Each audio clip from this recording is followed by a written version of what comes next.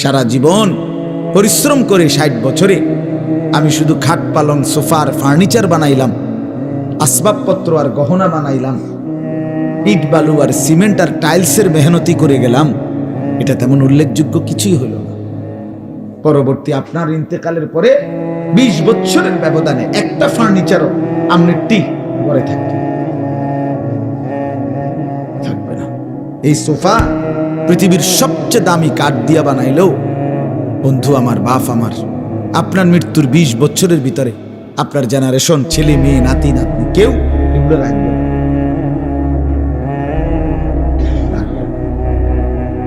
বলবে এগুলো এখন আর চলে না, এই ডিজাইন ওনার চলে না, ফেলাও এগুলো। কেউ যদি বলে এরে পুত, এই বেটা, তোর আব্বারে আমি নিজে দেখছি রে, রৌদ্রের মধ্যে মেস্তুরির সামনে দাঁড়াই আসিল টাটকা রোদে, কি কষ্ট করে যে বানাইছে তোর আব্বা, নিজে থেকে তুই এত কষ্টের বানানো তোর বাবার জিনিস ফেলে দিস না। ছেলেটা বলবে না কাকা কি কর, জিনিস চলে না, এটি লইয়া বইয়া থেকে লইব, ঠিক কিনা বলেন? এটা চলে না, এই সোফা এখন চলে না, তো এই খাট এখন চলে না, এগুলো এখন নিয়ে বসে থাকলে হবে না।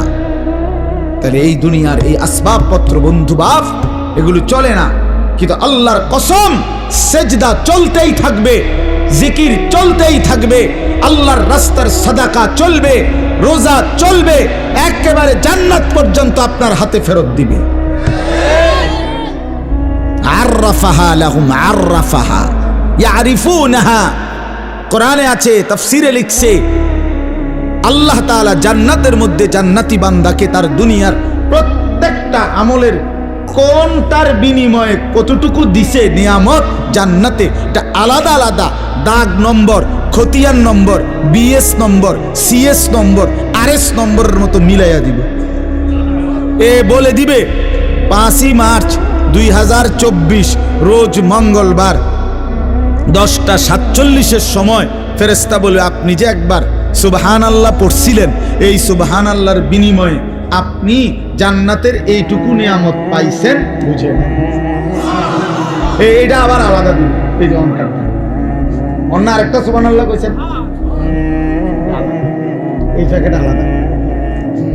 আররাফাহা লাহুম ইয়ারিফুনাহা, সে চিনবে তার কোন নিয়ামতের পুরস্কার, ফজরের কোনটা, জোহরের কোনটা, আসরের কোনটা, মাগরিবের কোনটা, ইশার কোনটা, শনিবারের কোনটা, রবিবারের কোনটা। হ্যাঁ, আমরা তো বেকুব না মিয়া, বেকুব দেখে নামাজ পড়ি, ব্যাপারটা এমন না। ওলামায়ে কেরাম বেকুব মনে করেন নাম নেই, যে বেকুবের কারণে বড়া 8-10 তেল হইয়া বইয়া রইছে, বেকুবের কারণে। সিটারি কেমনে করণ লাগে এটা সবে বুঝে, বাটপারি কেমনে করতে হয় এটা না বুঝার কি আছে, আরেক সিটারের লগে সপ্তাহখানিক থাকলেই তো এটা বুঝন যায়, না বুঝার কি আছে, কি হুজুর কোন না তে বেটা 3টা কমলা ফাঁসা দিয়ে কেমনে ডজন মিলায়, এটা লেগে বুঝি ঢাকা ইউনিভার্সিটি ডিগ্রি লাগে, এই বাটফারের লগে থাকলেই তো হয়।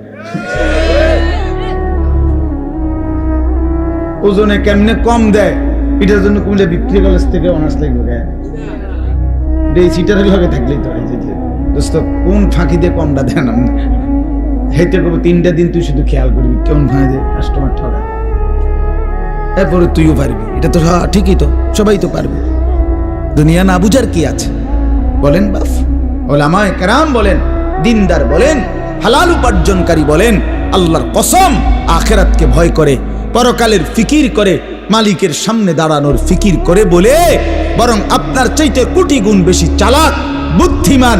কারণ দুনিয়া লুবি, হারামখোর, সুদখোর, ঘুষখোর, দুর্নীতিবাজ, অবৈধ উপার্জনকারী, চরিত্রহীন মানুষ, সে তার লাভ লোকসান সবটাই হিসাব করে দুনিয়া নিয়া। এক ইমানদার তার পরিকল্পনা আরো সামনে, তার টার্গেট আরো সামনে, তার বুদ্ধি বিবেচনা আরো সামনে, সে টার্গেট করে জান্নাত পর্যন্ত।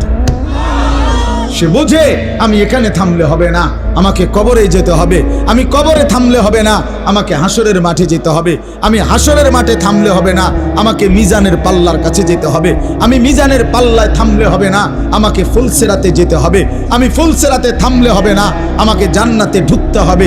যেদিন জান্নাতে ঢুকবে সেদিন ইমানদার বলবে ওয়াকালুল হামদুলিল্লাহিল্লাযী আযহাবা আন্নাল হাযান।